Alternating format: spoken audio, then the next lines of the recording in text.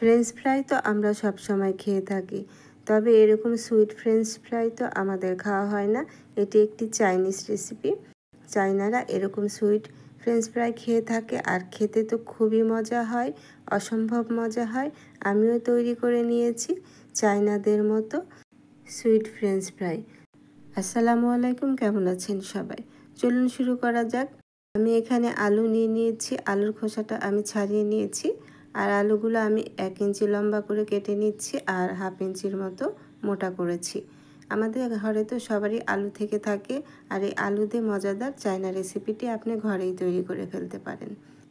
আমি এখানে মাঝারি সাইজের 2টি আলু নিয়ে আলুগুলো আমি কেটে নিচ্ছি, দেখতে পাচ্ছেন। এই সুইট ফ্রেঞ্চ ফ্রাইটা আপনারা বানালে একটু বেশি করে বানাবেন, এতটাই মজা হয় খেতে। বাচ্চা বড় সবাই তো খুব মজা করে খেয়ে নেবে। আলুগুলো আমি কেটে নিয়েছি, দেখতে পাচ্ছেন। আমি 1 ইঞ্চি লম্বা করে আলুগুলো কেটেছি। চাইনারা এরকম সাইজ করে কেটে নেয় দেখতে সুন্দর লাগার জন্য। এখন আমি আলুগুলো পরিষ্কার পানি দিয়ে ধুয়ে নেব, সেজন্য এখানে আমি দিয়ে দিচ্ছি 1 টেবিল চামচের মতো হোয়াইট ভিনেগার। আরও দিয়ে দিলাম সামান্য পরিমাণ লবণ। এখন আমি এখানে দিয়ে দিচ্ছি পানি দিয়ে আমি এখন এই আলুটা 10 মিনিটের জন্য ভিজিয়ে রাখবো। আর ভিনেগার আর লবণ দিলে আলুর কষটা বের হয়ে যাবে আর আলুগুলো কালো হবে না ভাজার সময়। সেজন্য ভিনেগার আর আলু দিয়ে ভিজিয়ে রাখবেন। আমি ভিজিয়ে রাখছি। এদিক থেকে আমি একটি চাইনা সস তৈরি করে নিচ্ছি। সেজন্য এখানে আমি নিয়ে নিয়েছি 2 টেবিল চামচের মতো টমেটো সস।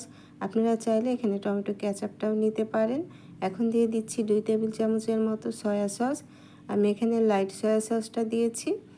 আরও দিয়ে দিচ্ছি এখানে 1 টেবিল চামচের মতো ভিনেগার আর দিয়ে দিচ্ছি 1 টেবিল চামচের মতো চিনি। যেহেতু এটি সুইট পটেটো, সেজন্য একটু চিনির পরিমাণটা বাড়িয়ে দিতে হবে। আর সামান্য পরিমাণ দিয়ে দিচ্ছি লবণ। যেহেতু এখানে সয়া সস আছে, সেজন্য লবণের পরিমাণটা একটু বুঝে দিতে হবে।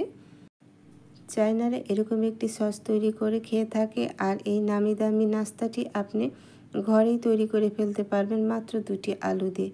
মাত্র 10 টাকা খরচ করলেই তো নামি দামি রেস্টুরেন্টের এই নাস্তাটি আপনি এখন ঘরেই বানিয়ে ফেলতে পারবেন। সসটি আমার তৈরি হয়ে গেছে। এখন আমি সসটি সাইড করে রেখে দিচ্ছি। আর এদিক থেকে আমি যে আলুটা ভিজিয়ে রেখেছিলাম, সেই আলুটা আমি এখন পরিষ্কার করে ধুয়ে নিয়েছি। আর আলুগুলো এখন আমি বলক তুলে নেব। 70% মতো সেদ্ধ করে নেব। সেজন্য আমি একটি পাত্রে পানি খুব ভালো করে বলক তুলে নিয়েছি। আগে থেকে কেটে রাখা আলুগুলো আমি এই পানির মধ্যে দিয়ে দিলাম। অবশ্যই পানিটা খুব ভালো করে যখন বলক চলে আসবে তখনই আলুটা দিতে হবে। আর আমি আলুটা 2 মিনিটের মতো সেদ্ধ করে নেব, এর থেকে বেশি সেদ্ধ করা যাবে না। আলুগুলো 70% সেদ্ধ হয়ে গেছে, দেখতেই পাচ্ছেন। আলুগুলো ট্রান্সপারেন্ট হয়ে গেছে, স্বচ্ছ হয়ে গেছে। এমন অবস্থায় আলুগুলো নামিয়ে নিতে হবে।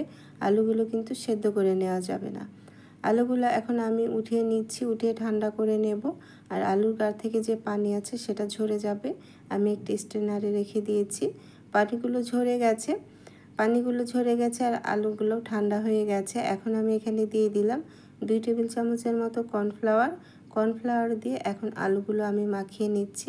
আলুগুলো আসলে কোট করে নিতে হবে। এখানে চালের আটা দেওয়া যাবে না, শুধুমাত্র কর্নফ্লাওয়ারটাই এখানে দিতে হবে। কর্নফ্লাওয়ার আমি মাখিয়ে নিয়েছি, দেখতেই পাচ্ছেন প্রত্যেকটা আলুর গায়ে কর্নফ্লাওয়ারটা লেগে গেছে। এখন একটি ফ্রাই প্যান আমি খুব ভালো করে গরম করে তাতে পর্যাপ্ত পরিমাণে তেল দিয়েছি। এখন আমি আলুগুলো দিয়ে দিচ্ছি। এখন আমি ফ্রেঞ্চ ফ্রাইটা করে নিচ্ছি, দেখতেই পাচ্ছেন। সামান্য কালার চলে আসলে নামিয়ে নিতে হবে। 2-3 মিনিটের মতো জাল করতে হবে। বেশি ভাজা যাবে না, আবার কালার করা যাবে না, তাহলে ফ্রেঞ্চ ফ্রাইগুলো কালো হয়ে যাবে। ভাজা হয়ে গেছে আর 90% সেদ্ধও হয়ে গেছে। এখন আমি ফ্রেঞ্চ ফ্রাইগুলো উঠিয়ে নিচ্ছি, দেখতে পাচ্ছেন। চুলার আঁচটা মিডিয়াম করে রেখে আমি আলুগুলো ভেজে নিয়েছি। এখন আমি সম্পূর্ণ আলুগুলো উঠিয়ে নিয়েছি। এখন আমি একটি ফ্রাই প্যান বসিয়ে দিয়েছি আর ফ্রাই প্যানে আমি 1 টেবিল চামচের মতো রেগুলার রান্নার তেল দিয়েছি। এখন আমি দিয়ে দিচ্ছি আগে থেকে তৈরি করে রাখা সস। এই সসটা এখন আমি জাল করে নেব।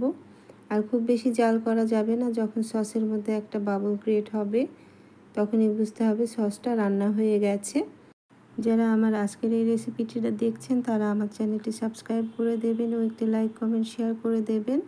আপনাদের একটি লাইক কমেন্ট ও শেয়ার আমাকে অনুপ্রেরণা যোগায় নতুন কোনো সহজ রেসিপি তৈরি করার জন্য। দেখতেই পাচ্ছেন সসের মধ্যে বাবল ক্রিয়েট হয়েছে। এখন আমি আগে থেকে ভেজে রাখা ফ্রেঞ্চ ফ্রাইগুলো দিয়ে দিলাম। চুলার আঁচটা মিডিয়াম হাই করে এখন আমি নেড়ে চেড়ে ভেজে নেব। চুলার আঁচ কখনো লো করে দেওয়া যাবে না, তাহলে ফ্রেঞ্চ ফ্রাইগুলো সফট হয়ে যাবে।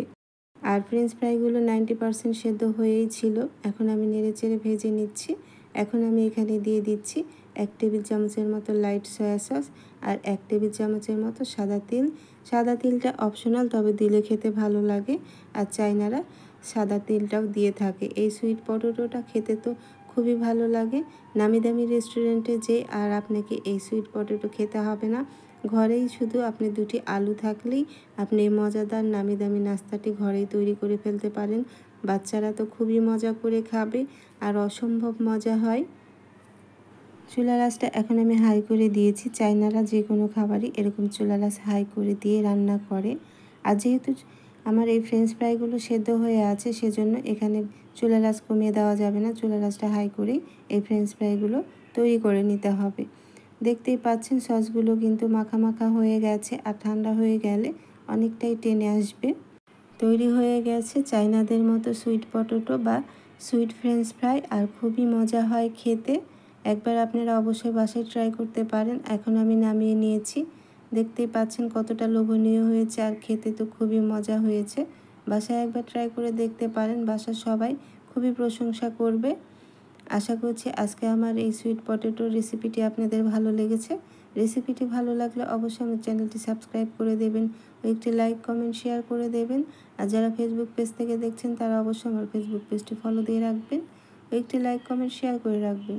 চলে আসবো আবারও অন্য কোনো নতুন ও সহজ রেসিপি নিয়ে। আজ বিদায় নিচ্ছি। আল্লাহ আপনাদের ভালো রাখুন, সুস্থ রাখুন, ভালো থাকবেন সবাই। আল্লাহ হাফিজ।